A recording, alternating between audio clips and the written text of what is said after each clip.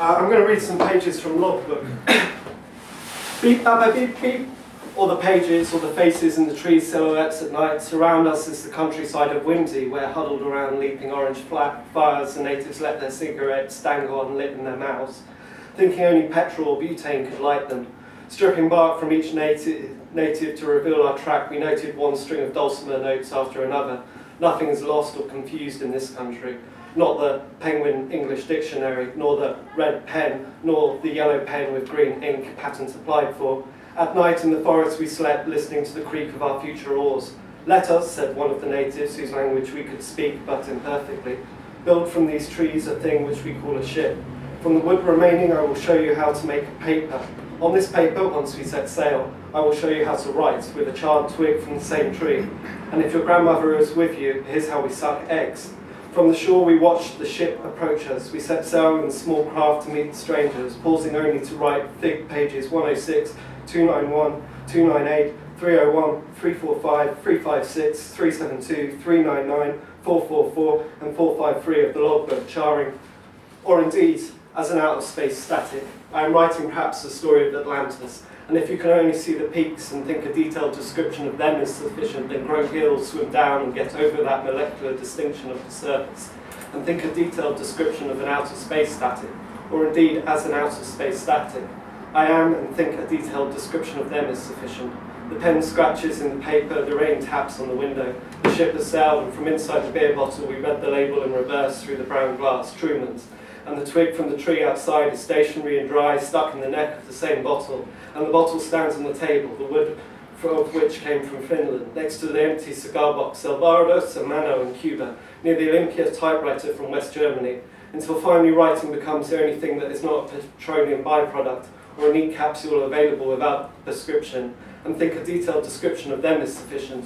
I'm writing perhaps the story of Atlantis, and if you can only see, then grow gills, swim down, and get over that molecular distinction of the surface until frequent deaths do not affect the bedding. Swimming around in the glass with the scent of the juniper entering our lungs, we screamed out, but our cries were drowned by voice-carrying laser beams, which, activated by the CO2 in our breath, boomed, "The River Medway has overflown its banks near Tonbridge." This would imply that the infinitive was overfly.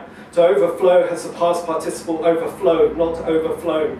The information was just in time. Although in the bulb-shaped glass, the pressure of the voice was forced us under the surface. For the giant finger that dipped in, stirred us around and reascended to strike the rim of the glass, created as it gathered speed a perfect C sharp, which shattered our prism and caused the clear sea to overfly.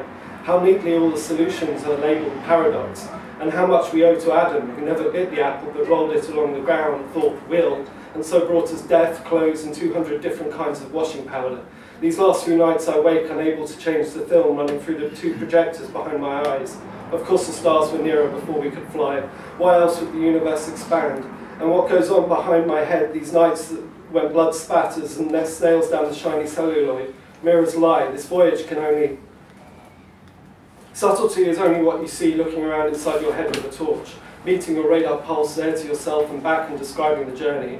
No, that is something else. Read until the day that intelligence and intuition were the same and passed through that fence.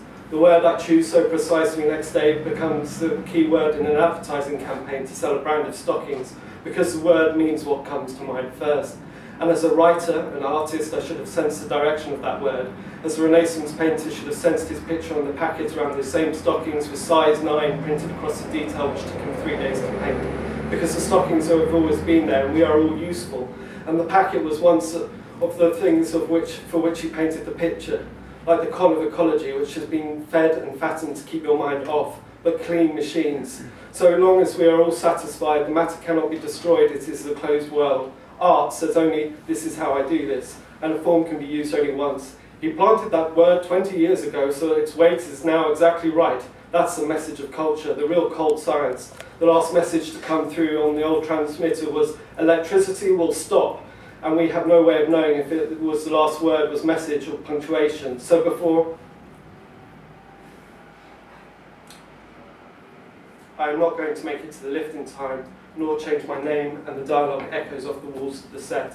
It's the front room and the Queen's picture flickers into a limp book called Jimi Hendrix, because all books are dead and we live where the edges overlap.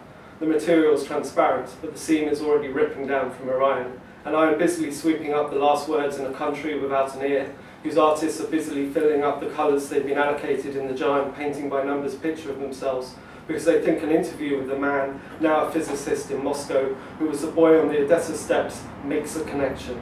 Full moon, high tide, because it's all gesture, and nobody ever talked in words.